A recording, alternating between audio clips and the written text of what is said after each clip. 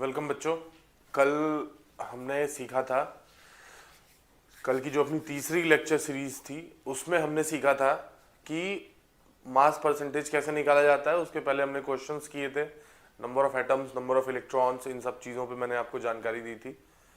फिर मैंने आपको बोला था mass percentage comma molecular formula और एम्पिरिकल फार्मूला के बारे में जानकारी देने के लिए। ठीक है, मास परसेंटेज तो हम कवर कर चुके थे, फिर भी फॉर द रिवीजन पर्पज मैं आपको एक छोटे से मास परसेंटेज के सवाल से स्टार्ट कराता हूं और इसको आप बिल्कुल ध्यान से देखना। मान लीजिए आपके पास CaCO3 है, कैल्शियम कार्बोनेट है, और किसी ने आपसे कह दिया कैल्शियम का मास परसेंटेज फाइंड करिए इसमें। तो आपको मास परसेंटेज का फॉर्मूला पता है, atomic mass of the element into number of atoms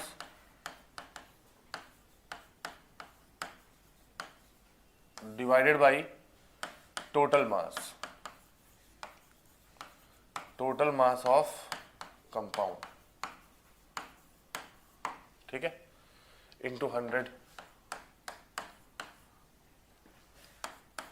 अब एटॉमिक मास कैल्शियम का तो 40 होता है और नंबर ऑफ एटम्स दिए गए कंपाउंड में आपको सिर्फ एक ही दिख रहा है, अपॉन टोटल मास 100 कल निकाला था, यानी ये हो जाएगा लगभग आपका 40% के आसपास आंसर होगा।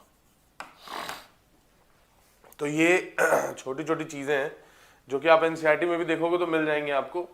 इन चीजों का क्वेश्चन बेस उतना नहीं होता जितना इनका टूल यूज होता है।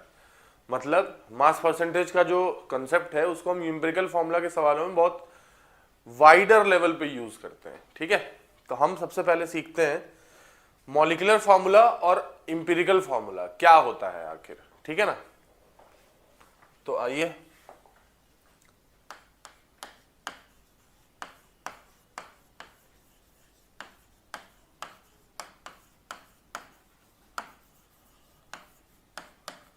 Molecular formula. ठीक है ना देखिए, आपसे कोई भी पूछता है कि ये फलाना फलाना केमिकल है, इसका आप मॉलिक्यूलर फॉर्मूला बताइए, है ना।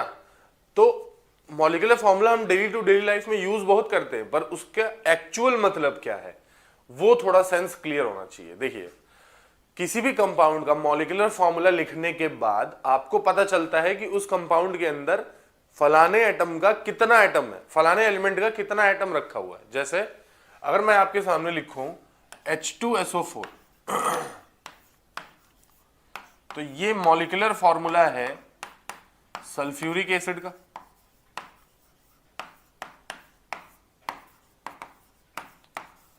और मॉलिक्यूलर फॉर्मूला लिखने से हमें पता चल गया कि इसमें हाइड्रोजन के 2 एटम है, सल्फर के 1 और ऑक्सीजन के 4। यानी बेसिकली मॉलिक्यूलर फॉर्मूला का काम है आपको ये बताना कि फलाने एटम का कितना फलाने एलिमेंट का कितना एटम है कंपाउंड के अंदर। ठीक है, तो यहां से हम सीख सकते हैं कि molecular formula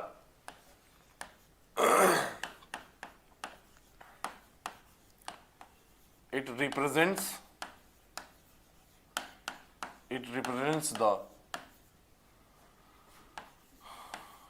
number of atom of a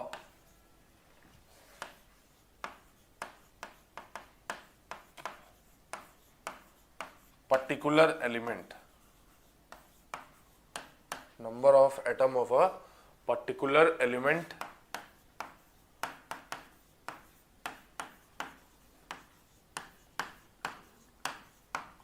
in the compound. ठीक है, बहुत सारे एग्जांपल हैं आपके पास, जैसे ग्लूकोज।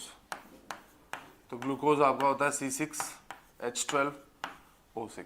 अब इस फॉर्मूले से भी हमें पता चल रहा है कि कार्बन के 6 हैं, हाइड्रोजन के 12 और ऑक्सीजन के 6 एटम्स हैं।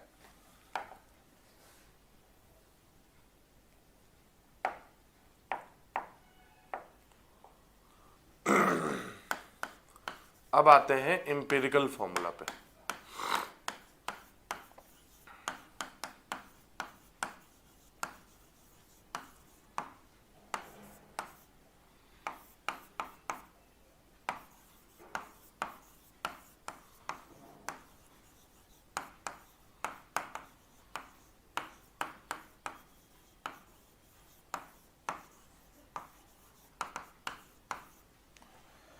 It represents the simple ratio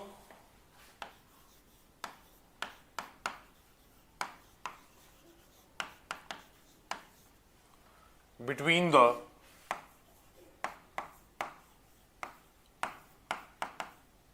atoms of the element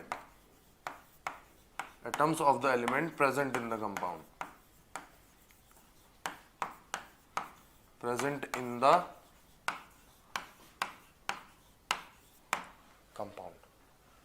It represents the simple ratio between the atoms of the element present in the compound.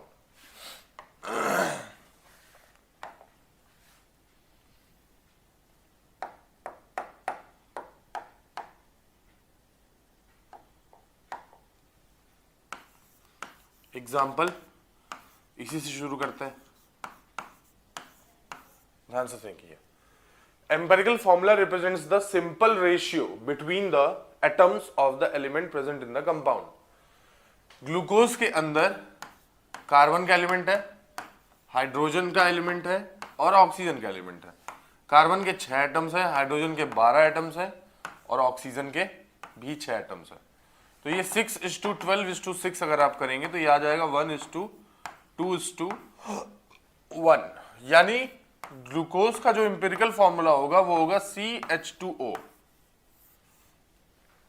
ये है दोनों फॉर्मूलेज का काम. मॉलिक्यूलर फॉर्मूला का काम है कितना एटम है ये बताना. एम्पिरिकल फॉर्मूला का काम है कि उन एटम्स के बीच का रेशियो क्या है ये बताना आपको काम है.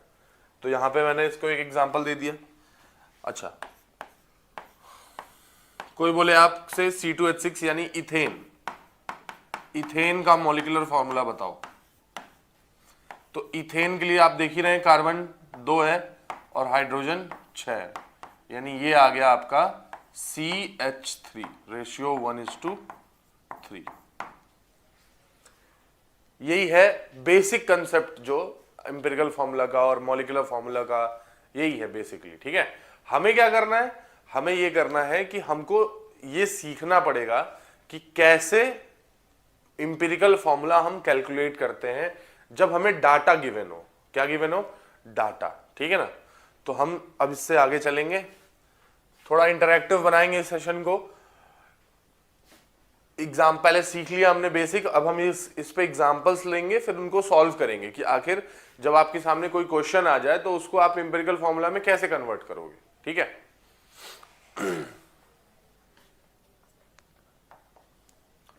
देखिए,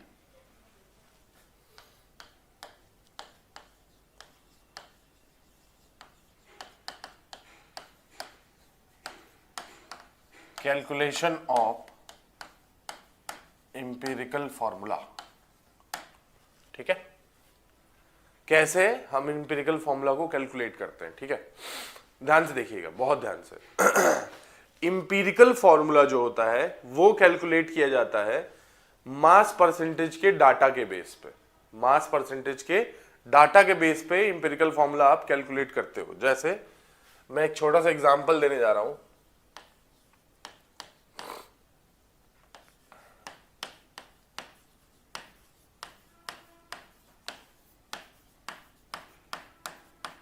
A compound having carbon, hydrogen and oxygen as 52%. एक एग्जाम्पल कंसिडर कर लेते हैं इस पे. चलिए, क्वेश्चन के फॉर्म में.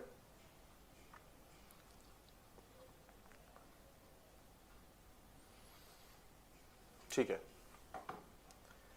A compound having CHO as 52, wait a minute, as 52.2% carbon, 13% hydrogen and 34.8% oxygen. ये है आपका सिंपल सा एक क्वेश्चन जिसमें कह रहा है compound having CHO as 52, mass percentage दिए हुए हैं और आपसे कह रहा है find the empirical formula. Find the empirical as well as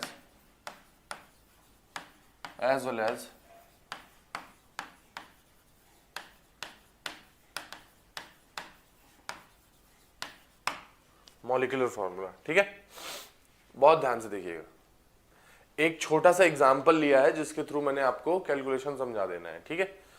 तो अपने पास मास परसेंटेजेस आ गए हैं, कार्बन के हैं 52.2, ऑक्सीजन सॉरी हाइड्रोजन 13 और ऑक्सीजन है 34.8%, ठीक है। सबसे पहले हम क्या करेंगे, एक कॉलम बनाएंगे, मतलब हम ये बेसिक तरीके से सिखा रहे हैं अभी, हालांकि कॉलम बनाने की जरूरत पड़ती नहीं है, थोड़े दिन बाद आपको नहीं पड़ेगी।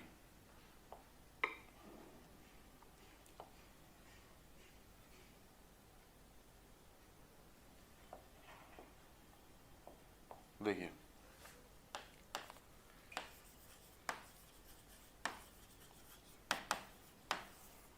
एलिमेंट्स, यहां उनका परसेंटेज वेट,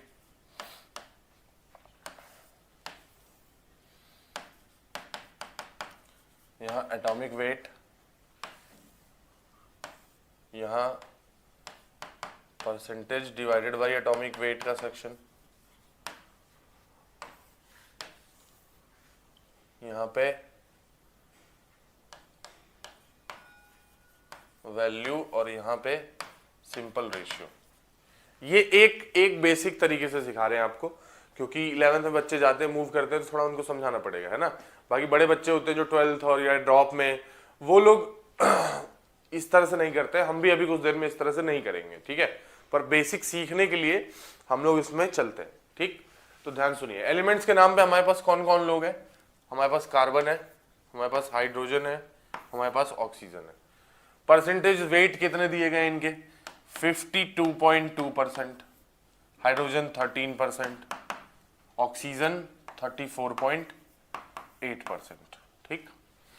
एटॉमिक वेट हमें पता है, कार्बन का होता है 12, हाइड्रोजन का होता है 1 और ऑक्सीजन का होता है 16। देखिए यहां तक तो हमने कुछ भी किया नहीं है, यहां तक बस तो मैकेनिकल है, मतलब जितना हमें दिया गया है डाटा वही डाटा हमने लिखा है, यहां से काम शुरू होता है। तो जब भी हम अभी थोड़ी देर में शॉर्टकट वाले तरीके अपनाएंगे तो हम बेसिकली काम यहीं से शुरू करेंगे। यानी परसेंटेज वेट कितना दिया है 52.2, उसको डिवाइड कर दीजिए 12 से, यहाँ 13 उसको डिवाइड कर दीजिए एटॉमिक मास से, यहाँ 34.8 उसको डिवाइड कर दीजिए 16 से, और जो भी वैल्यूज आए वो यहाँ लिख दीजिए। तो ये देखिए 12 2 जा 12 और 52, ये है 12 4 जा 48, है ना, और उसके बाद भी 4 बच रहा है। तो देख लीजिए डिवीजन करते टाइम ना, अब हम आपको धीरे धीरे चीजें सिखाते हैं। देखिए 12 4 जा 48, फिर बचेगा इसमें से 4, पॉइंट देके 2, फिर आएगा 12 3 जा 36, क्योंकि 42 से ज्यादा नहीं हो सकते, तो ये आएगा कम से कम 4.35। बहुत ध्यान सुनिएगा, डेसिमल एटलीस्ट जो बेसिक स्टेप्स हैं उसमें एक बात का ध्यान आपको रखना है कि जो डिवीजन करेंगे आप एटलीस्ट सेकंड डेसिमल पॉइंट तक, सेकंड डेसिमल पॉइंट तक आपको जाना ही जाना है, ठीक है, सेकंड तक जाना है, ये बात बहुत इंपॉर्टेंट है। अच्छा 4.35 हो गया, ये तो सीधा सीधा 13 दिख रहा है, और ये दिख रहा है आपका 16 34, 16 2 जा 32, फिर उसके बाद 2 यानी 16 3.1 समथिंग आएगा, ये सॉरी 2.1, 16 2 जा 32, ये हो गया आपका 2.8, 16 1 जा 16, ठीक है, ये 12, ये समथिंग 2.17 या 8 समथिंग आना चाहिए, देख लीजिएगा एक बार, ठीक है। अब ध्यान से सुनिए, बहुत ध्यान से, ये जो 4.35 है इसको हम राउंड ऑफ करके लिख सकते हैं 4.4, 13 को एज इट इज रहने देते हैं। बेसिकली दो बातों पे सुनिए, इंपीरिकल फॉर्मूला के सवालों पे हमको दो बातों पे ध्यान रखना पड़ता है। पहला, एक तो डेसिमल डिजिट जो डिवीजन है वो सेकंड प्लेस तक करना है, बिल्कुल। दूसरा कि जब आप ये डिवीजन कर लेंगे तो कोशिश करिएगा कि नंबर्स को राउंडिंग ऑफ करके होल नंबर में कन्वर्ट करें, ठीक है, राउंड ऑफ करके उनको कम से कम डेसिमल पॉइंट्स में ले आए।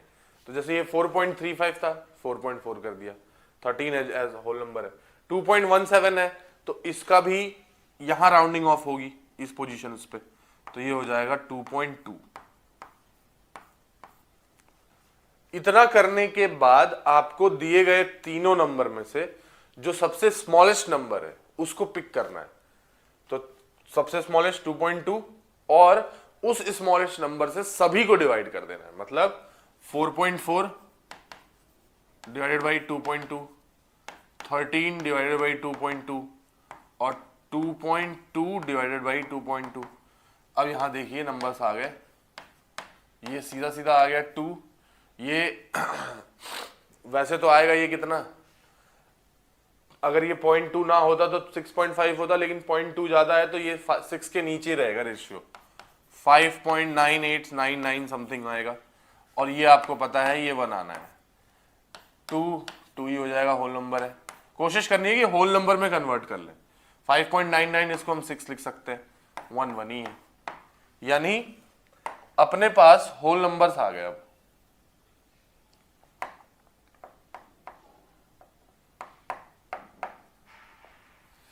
देखिए कार्बन के लिए आ गया 2, हाइड्रोजन के लिए आ गया 6 और ऑक्सीजन के लिए आ गया 1।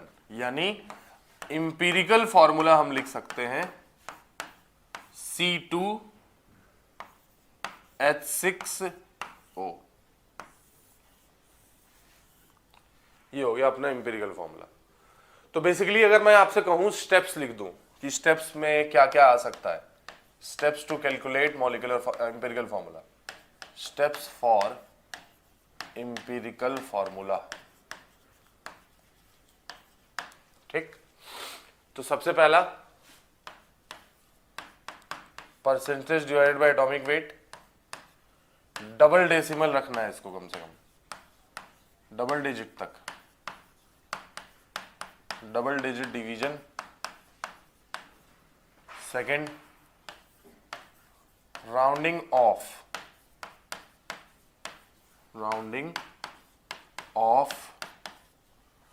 टू कन्वर्ट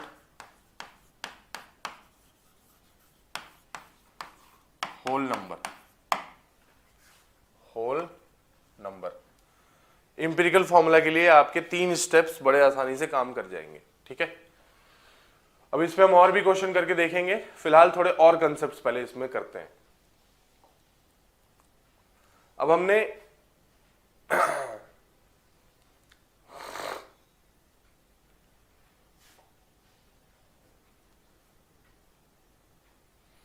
इंपीरिकल फॉर्मूला तो निकाल लिया, अब हमें निकालना है मॉलिक्यूलर फॉर्मूला। इसको एक एग्जांपल से समझते हैं। देखिए ग्लूकोज है C6H12O6, इसका मॉलिक्यूलर फॉर्मूला मास जो आएगा वो आएगा C6 यानी 12 × 6 प्लस हाइड्रोजन 12 है, 12 × 1 प्लस ऑक्सीजन 6 है तो 6 × 16, ये टोटल जोड़ के आएगा 180 AMU, एक मॉलिक्यूल का बोला है। उसी तरह से ये इंपीरिकल फॉर्मूला अगर लिखें ग्लूकोज का तो ये हो जाएगा आपका CH2O। यहां से इंपीरिकल फॉर्मूला मास निकालते हैं, इंपीरिकल फॉर्मूला मास, तो ये आ जाएगा आपका 12 + 2 + 16 और ये आ जाएगा 30। ठीक है, अब जरा इस चीज को देखिए,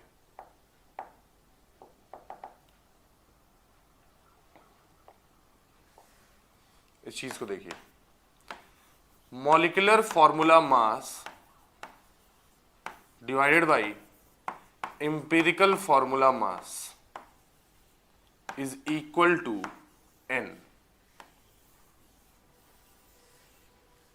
और molecular formula is equal to n into empirical formula. इस पर भी अभी एक क्वेश्चन करेंगे, पर molecular formula mass upon empirical formula mass is equal to n और molecular formula is equal to n into empirical formula. ठीक है, तो अब अगर इसमें हम करना चाहें तो देखिए क्या कर सकते हैं।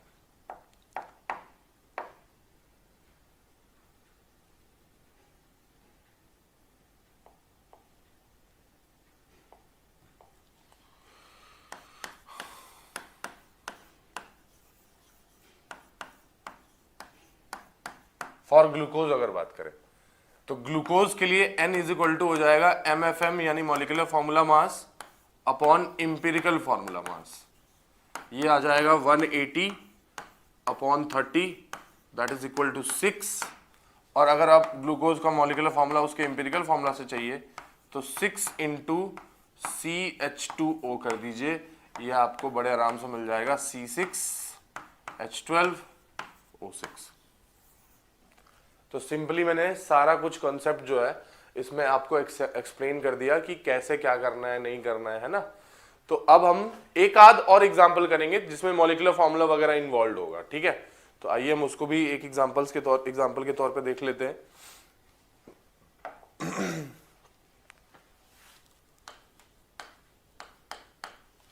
क्वेश्चन क्या है?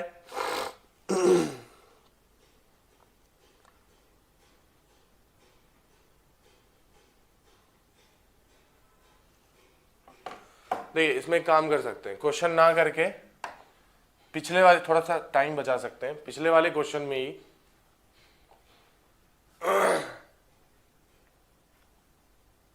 हाँ इस क्वेश्चन में ही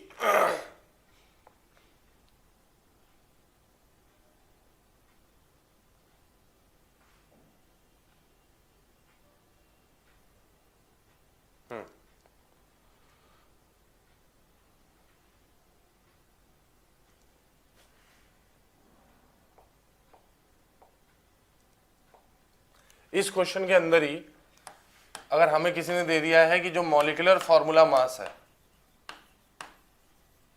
वो 92 है, तो फाइंड मॉलिक्यूलर फॉर्मूला। तो देखिए हमारे पास इंपेरिकल फॉर्मूला ये था, तो यहां से हम निकाल लेंगे इंपेरिकल फॉर्मूला मास, जो कि आएगा 12 इंटू 2 प्लस 6 प्लस 16, ये हो जाएगा 24 प्लस 6 यानी 46। और हमें n चाहिए, तो 92 दिया हुआ given divide by 46, n is equal to 2, यानी molecular formula is equal to 2 into C2H6O, ये आपका आंसर हो जाएगा। तो उसी कंसेप्ट को हमने इस क्वेश्चन के अंदर इस्तेमाल कर लिया। आपको भी थोड़ा टाइम बच जाएगा नोट करने से, और आपने एक एग्जाम्पल भी कर लिया, ठीक है। तो basically molecular formula empirical formula का जो रिलेशन होता है वो n इंटू इंपेरिकल फॉर्मूला होता है। n कैसे फाइंड करना है वो आपको समझ में आ जाएगा, ठीक है। दूसरी चीज की इंपेरिकल फॉर्मूला निकालते टाइम हमें इस बात का ध्यान रखना है, दो बातों का, कि at least division double decimal place तक, और दूसरा राउंडिंग ऑफ करके at last whole number convert करिएगा, ठीक है, डेसिमल में मत छोड़िएगा। तो ये दो इंपॉर्टेंट कंक्लूजन्स हैं आपके इंपेरिकल फॉर्मूला और मॉलिक्यूलर फॉर्मूला के लिए। आई होप आप इसमें थोड़ा बहुत चीजें समझ पाए होंगे।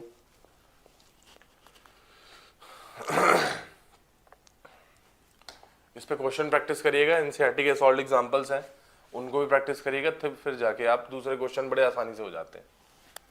नेक्स्ट अपना एक कॉन्सेप्ट है बहुत इंपॉर्टेंट मोल कॉन्सेप्ट के अंदर, और वो है stoichiometry. Stoichiometry and stoichiometric based calculations, stoichiometry based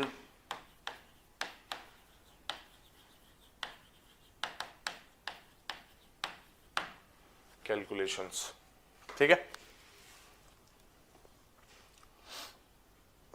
बिल्कुल इसको ना ध्यान से समझिएगा कि स्टोइकियोमेट्री क्या होती है, स्टोइकियोमेट्री बेस्ड कैलकुलेशंस क्या होते हैं। ये वो सवाल है जिनसे बहुत ज्यादा डर लगता है बच्चों को, ठीक है। तो हम इसको बिल्कुल ब्रेक डाउन करके सिंपल स्टेप्स में आपको समझाएंगे। जैसे एक मान लीजिए आपने एक क्वेश्चन, मान लीजिए आपने एक केमिकल रिएक्शन देखी, आपने केमिकल रिएक्शन देखी, सपोज करिए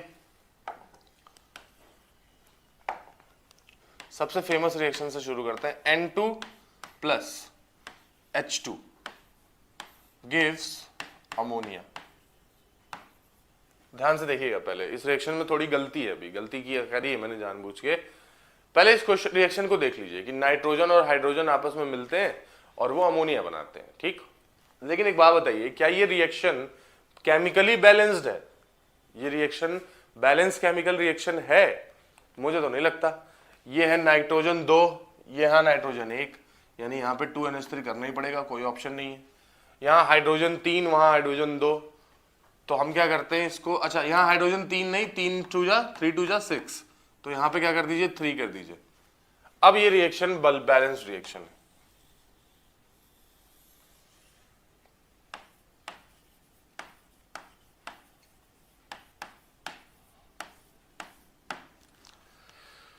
बड़े आराम से, बड़े ध्यान से इसको सुनिएगा जरा। फर्स्ट पॉइंट है स्टोइक्योमेट्री,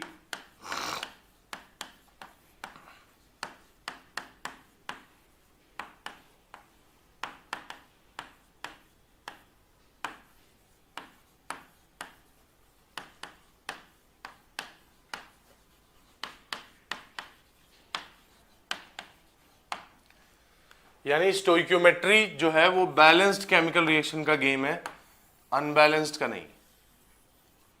तो सबसे बड़ी बात तो ये कि स्टोइक्योमेट्री देखने, आखिर स्टोइक्योमेट्री क्या है, कैसे कैलकुलेट करते हैं, क्या डिफरेंसेस देता है, वो सब बाद में सीखेंगे। पहले बेसिक सीखते हैं जहां से आपका ब्लॉक बनना स्टार्ट होगा, ठीक है।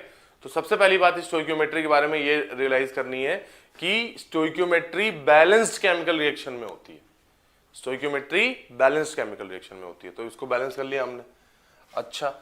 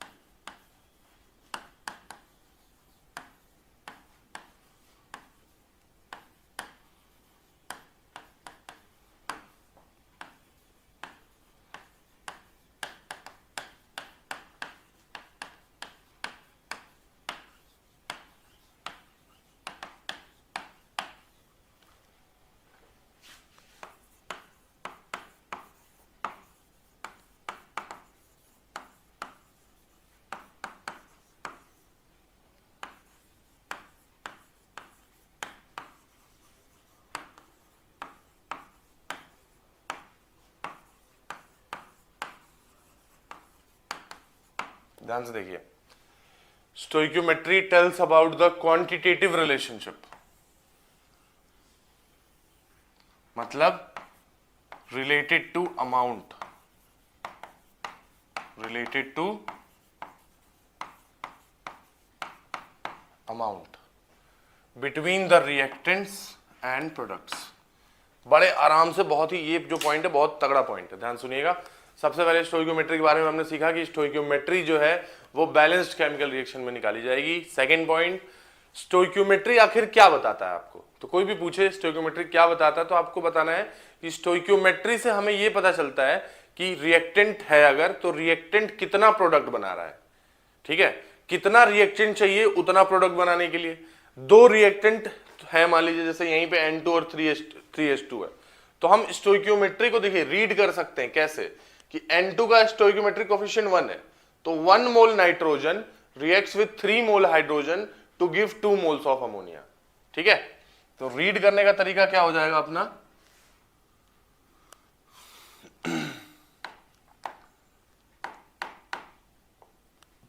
देखिए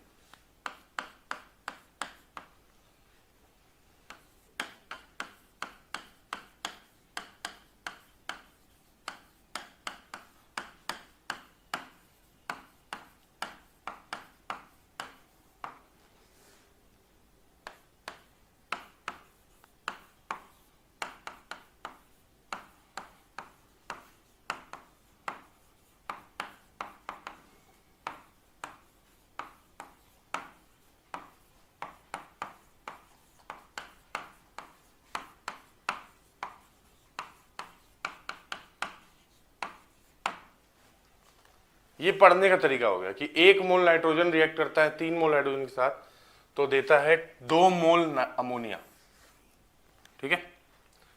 अच्छा, स्टोइक्योमेट्री कैन बी यूज्ड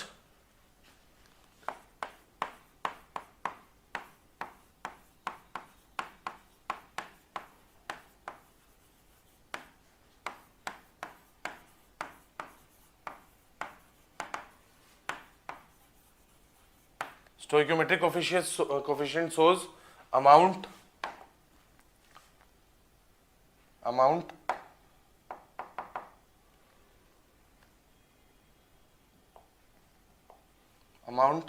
और स्टोइकियोमेट्रिक कोफिशिएंट को हम इस्तेमाल कर सकते हैं नंबर ऑफ मोल्स की तरह, वॉल्यूम एट एसटीपी की तरह, मास, मॉलिक्यूलर मास से रिलेट कर सकते हैं,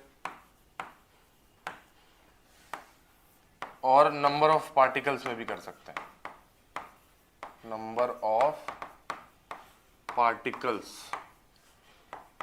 अब कह दो नंबर वाला टर्म,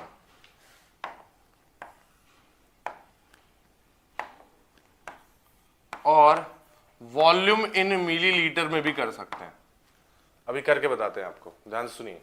स्टोइकियोमेट्रिक कोफिशिएंट को इन 4 तरीकों से 5 तरीकों से हम लिख सकते हैं। फॉर एग्जाम्पल देखिए, इसको यहां पे कर देते हैं,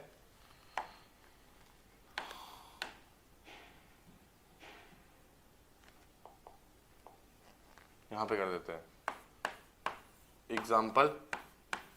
इसी रिएक्शन की बात कर लेते हैं। N2 + 3H2 gives 2NH3। तो हम यहां पे कह सकते हैं कि 1 mole nitrogen reacts with 3 mole hydrogen to give 2 mole ammonia. ठीक है, एक तो ये तरीका हो गया पहला पढ़ने का। दूसरा तरीका क्या हो सकता है, देखिए बहुत ध्यान से सुनिएगा। नाइट्रोजन का अगर 1 मोल है तो नाइट्रोजन के 1 मोल में एसटीपी पर वॉल्यूम कितना होगा, 22.4 लीटर। हाइड्रोजन का 3 है तो 3 × 22.4 लीटर, और अमोनिया का 2 है तो 2 × 22.4 लीटर। यानी हम देखिए कैसे पढ़ सकते हैं, बहुत ध्यान से। 22.4 litre nitrogen reacts with 3 × 22.4 litre hydrogen to give 2 × 22.4 litre of ammonia. ठीक है, तीसरा ये हो गया नंबर ऑफ मोल, ये हो गया वॉल्यूम एट एसटीपी। अब हम मास वाला करते हैं, और मास में भी मॉलिक्यूलर मास से रिलेट करते हैं। तो अब जरा एक बात बताइए, नाइट्रोजन का मॉलिक्यूलर मास होता है 28 ग्राम, तो हम लिख सकते हैं 28 ग्राम नाइट्रोजन रिएक्ट्स विथ, अच्छा हाइड्रोजन में यहां पे 3 मोल है तो 1 मोल का 2 ग्राम, तो 3 का 6 ग्राम, तो 6 gram hydrogen to give ammonia का मॉलिक्यूलर मास। अमोनिया का मॉलिक्यूलर मास जो होता है वो होता है 17, तो 2 मॉलिक्यूल्स हैं, 2 मोल है, तो ये हो जाएगा 34 ग्राम।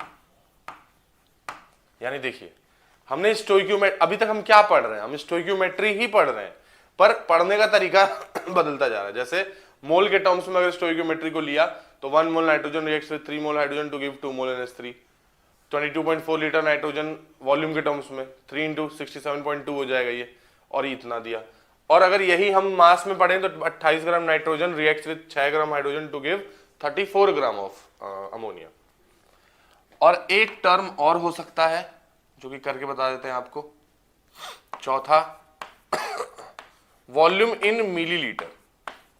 देखिए जो कोफिशिएंट है ना उसी को लिख दीजिए, जैसे 1 millilitre N2 reacts to 3 millilitre hydrogen to give 2 millilitre ammonia.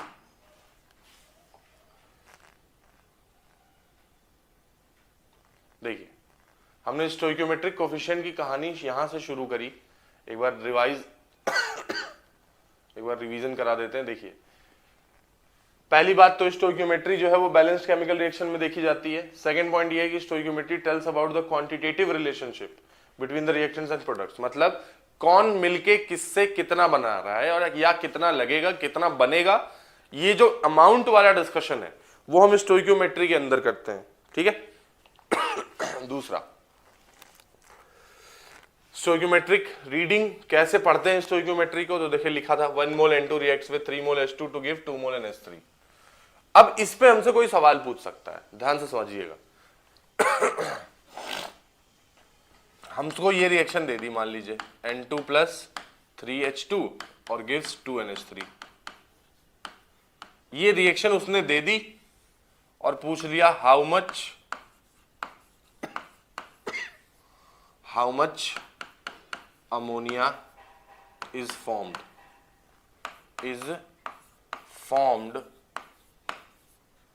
with 12 gram hydrogen. जैसे हमें स्टोइकियोमेट्री पढ़ने आ गई तो हमें तो पता चल गया स्टोइकियोमेट्री के अंदर कि 28 gram nitrogen reacts with 6 gram hydrogen, 6 gram H2 to give 34 gram ammonia. 34 gram ammonia. हमसे पूछा जा रहा है कि 12 ग्राम से कितना बनेगा बताओ। तो बस कुछ करना है थोड़ी है,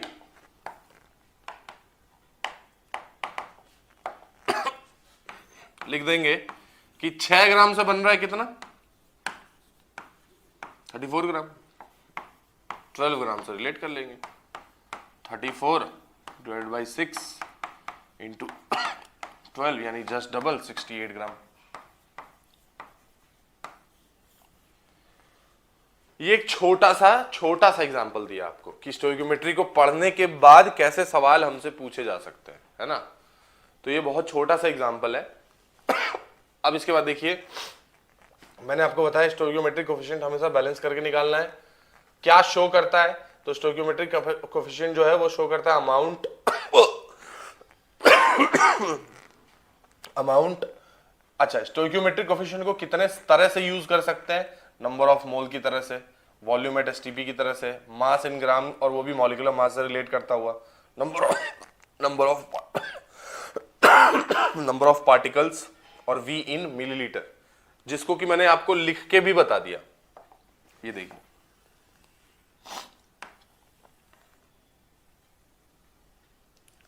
ये देखिए पूरा सेक्शन है ये। 1 मोल नाइट्रोजन 3 मोल हाइड्रोजन से मिलकर 2 मोल अमोनिया बना रहा है। फिर जब हम इसको वॉल्यूम एट एसटीपी पे पढ़ने आए तो 22.4 litre nitrogen reacts with 3 into 22.4 litre hydrogen to give 22 into 22.4 litre. फिर हमने इसको मास, मॉलिक्यूलर मास से पढ़ा तो 28 ग्राम 6 ग्राम से रिएक्ट करके 34 ग्राम अमोनिया बना रहा है। और 1 मिलीलीटर N2 3 मिलीलीटर हाइड्रोजन के साथ रिएक्ट करके 2 मिलीलीटर अमोनिया बना रहा है। तो अब इस पे छोटे छोटे ना एग्जांपल्स कर लेते हैं, छोटे छोटे। आज क्लास को फिर यहीं रोकेंगे ताकि कल से फिर इस पे हम कैलकुलेशंस कर पाए। ध्यान से देखिए, हाउ मच अमोनिया, या रुक जाइए इस पे ना, how much hydrogen in millilitre,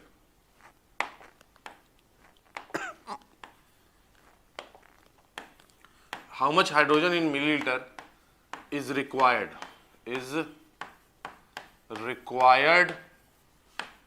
to form 44 millilitre ammonia. देखिए, इस बार क्वेश्चन का टेक्सचर हल्का सा बदल दिया। इसने प्रोडक्ट का अमाउंट दिया हुआ है,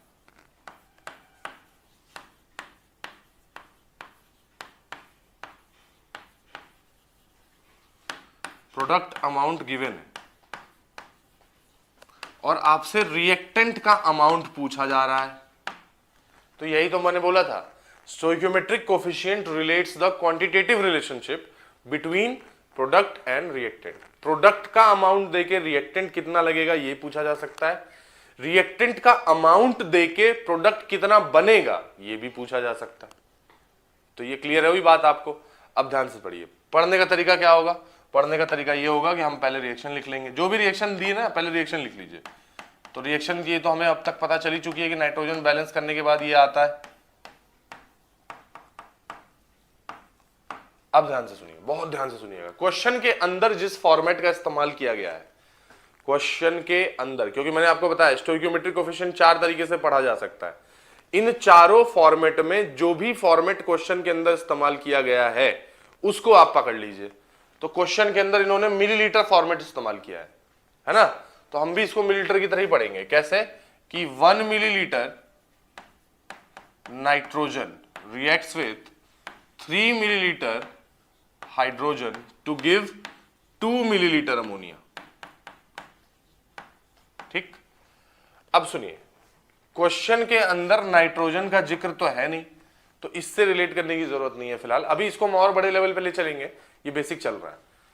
और कैसे पढ़ना है वो बता रहे हैं। देखिए, प्रोडक्ट टू रिएक्टेंट है, प्रोडक्ट टू रिएक्टेंट, तो हमें भी प्रोडक्ट टू रिएक्टेंट ही पढ़ना है। जैसे ऐसे पढ़ना है कि 2 millilitre ammonia requires 3 millilitre hydrogen. तो हमसे पूछा है 44 मिलीलीटर में कितना, तो लिखेंगे तो 44 मिलीलीटर के लिए कितना लगेगा, ये लगेगा 3/2 इंटू 44, 42 है, हाँ 44, 22 टाइम्स में कटेगा और ये आ जाएगा कि 66 मिलीलीटर लगेगा, 66 मिलीलीटर रिक्वायर्ड। तो ये छोटे छोटे से फॉर्मेट क्वेश्चंस है जो आपको करना पड़ेगा, ठीक है, जो हमको रीड करने के लिए करना पड़ता है। तो आई होप इसको आप थोड़ा बहुत क्लियर कर रहे होंगे, ठीक है। एक और एग्जांपल हम आपको करा देते हैं, हालांकि इतने से काम तो हो जाना चाहिए, पर एक और एग्जांपल हम कर ही लेते हैं, ठीक है।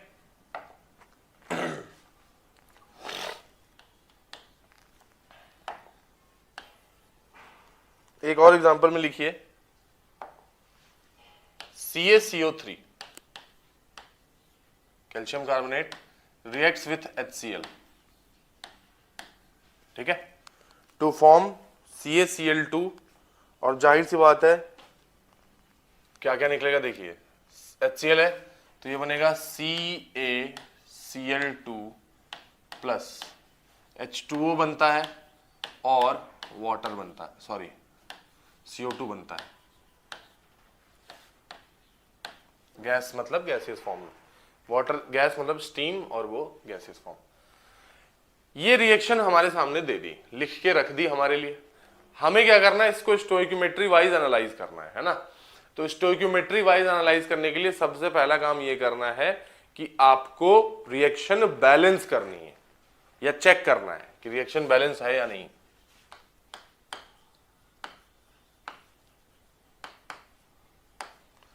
तो कैल्शियम एक है, यहां पे भी एक है, कार्बन कार्बन, ऑक्सीजन 3 उधर 2, ठीक है। तो हम इसको बैलेंस करने के लिए देखिए, क्लोरीन इधर 2 है, एक है उधर 2 है, तो इसको पहले 2 कर देते हैं। अब हाइड्रोजन भी बैलेंस हो गया, क्लोरीन बैलेंस हो गया, हाइड्रोजन ऑक्सीजन बैलेंस करना पड़ेगा। CaCO3 ऑक्सीजन भी बैलेंस्ड है, ये 2 ऑक्सीजन और एक ऑक्सीजन, ये यानी टोटल ऑक्सीजन 3, यानी यहां 2 लगाने से रिएक्शन अपनी बैलेंस्ड हो गई, ठीक है। अब हम इसको ध्यान से पढ़ेंगे। मैंने आपको बताया स्टोइकियोमेट्रिक कोएफिशिएंट 4 तरीके से इस्तेमाल किया जा सकता है। n वॉल्यूम एट STP, अच्छा ये सॉलिड है, ये लिक्विड है, वॉल्यूम इन मिलीलीटर, मास, और वो भी मॉलिक्यूलर मास से रिलेट करके, ठीक। तो अब इसको पढ़ने का देखिए क्या तरीका हो सकता है। 1 मोल CaCl2 reacts with 2 mole HCl to give 1 mole CaCl2, इसको CaCO3 कर लीजिएगा, CaCO3, 1 mole CaCl2, 1 mole CO2, 1 mole H2। ये पढ़ने का पहला तरीका हो गया। सेकंड तरीका, अब वॉल्यूम एट STP तो ये होगा नहीं क्योंकि ये सॉलिड है, बचा वाटर और कार्बन डाइऑक्साइड। तो उसको हम कर सकते हैं कि 1 मोल CaCO3 से 22.4 लीटर CO2 बन सकता है।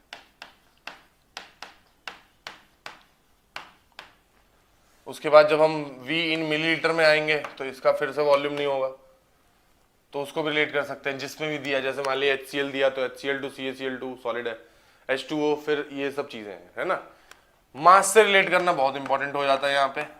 देखिए CaCO3 का मॉलिक्यूलर मास होता है 100, तो हम लिखेंगे 100 ग्राम रिएक्ट्स विथ HCl का, एक HCl का 36.5, तो 2 का हो गया तुम्हारा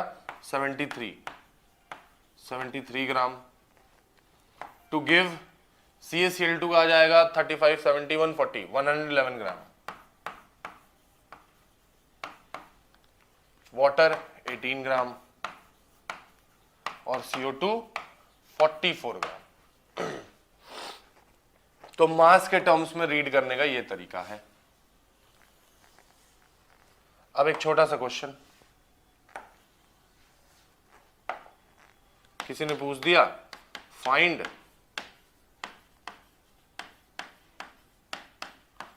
amount of CO2 formed when 150 gram CaCO3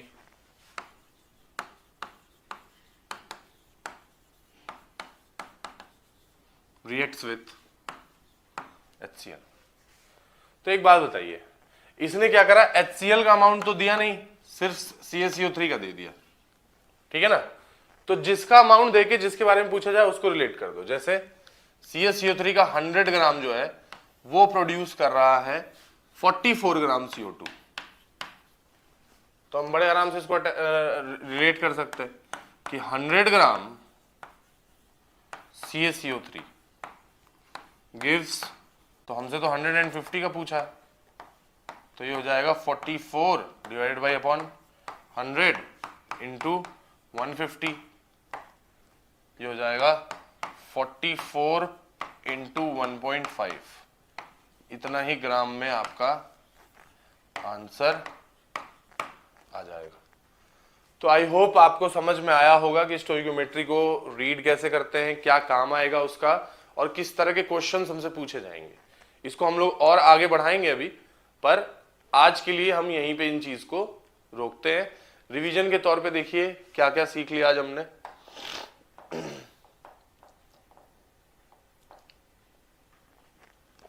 पहले मैंने आपको मॉलिक्यूलर फॉर्मूला, एम्पिरिकल फॉर्मूला क्या होता है नहीं होता है, किस तरह से एम्पिरिकल फॉर्मूला में हम रेशियो, क्या एलिमेंट्स का जो एटम है उसका रेशियो लेते हैं, मॉलिक्यूलर फॉर्मूला हमें ये बताता है कि कौन सा एलिमेंट का कितना एटम है उसमें। फिर हमने इसको एग्जांपल्स के थ्रू देखा, ये मैंने आपको एग्जांपल कराया कि कैसे कैसे निकालते हैं। फिर उसके बाद इसमें तो है नहीं कुछ, फिर उसके बाद सेकंड पे हमने एक क्वेश्चन के थ्रू आपको करके बताया कि कैसे अगर क्वेश्चन आ जाए तो कैसे रियलाइज करना है, एनालाइज करना है उसको। Percentage divided by atomic wait, यहां से अपना मेन काम शुरू होता है। दो चीजें ध्यान रखनी है कि पहला डबल डेसिमल तक डिवाइड करिए लेकिन राउंडिंग ऑफ करते रहिए, और दूसरा जब आप ये सारे नंबर, अच्छा यहाँ पे 3 एलिमेंट है, हो सकता है कल को 5 एलिमेंट वाला कंपाउंड दे दे, तो जो सारे नंबर आ जाए डिवीजन के बाद तो जो सबसे छोटा नंबर है उसको पकड़िए और सबको डिवाइड कर दीजिए, जैसे यहाँ पे किया है। फिर जो नंबर आए उसको कोशिश करिए होल नंबर में कन्वर्ट करने की। 6, 5, 3, 4, 2, 2.5, 2.7 ये नहीं चलेगा, ठीक है। स्टेप्स भी लिख दिए 2। उसके बाद मैंने ये बताया कि मॉलिक्यूलर फॉर्मूला कैसे निकालेंगे एम्पिरिकल फॉर्मूला से, तो उसके लिए ग्लूकोज का एग्जांपल दिया C6H12O6, मॉलिक्यूलर फॉर्मूला मास, तो n निकाल लेना है। n इज इक्वल टू हो जाएगा molecular formula mass upon empirical formula mass, और उसके बाद अपने पास काम है ये कि molecular formula is equal to n into empirical formula. Glucose के ऊपर करके ये रिएक्शन मैंने आपको दिखा दी, मतलब कंडीशन। उसके बाद हम आ गए स्टोइकियोमेट्री पे।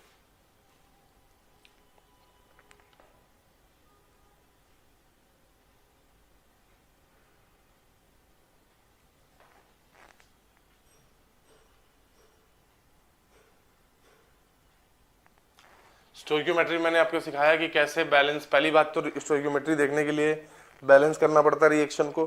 दूसरी बात ये कि स्टोइकियोमेट्री आपको क्या बताता है, तो स्टोइकियोमेट्री हमको बताता है कि कौन सा रिएक्टेंट कितना बनेगा इस प्रोडक्ट से, या प्रोडक्ट कितना बनेगा इस रिएक्टेंट से, ये सारी चीजें बताता है। स्टोइकियोमेट्री रीडिंग कैसे करते हैं, जैसे इसी रिएक्शन को पढ़ा तो 1 mole nitrogen reacts with 3 mole hydrogen to give 2 mole ammonia.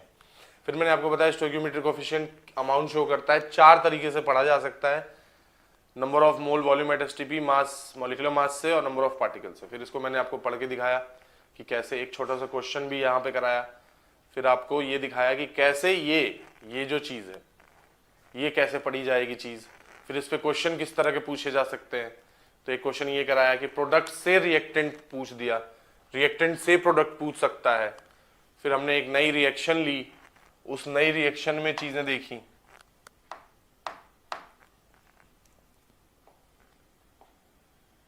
ये CaCl2 वाली, यानी आपको भी समझ में आ गया होगा कि बैलेंसिंग के लिए, स्टोइकियोमेट्री के लिए बैलेंस करना ही इंपॉर्टेंट है सबसे ज्यादा, फिर उसके बाद पढ़ना इंपॉर्टेंट है। तो ये सब सारी चीजें आज हमने सीखी और करा, तो ये आज के लिए आपके लिए काफी है।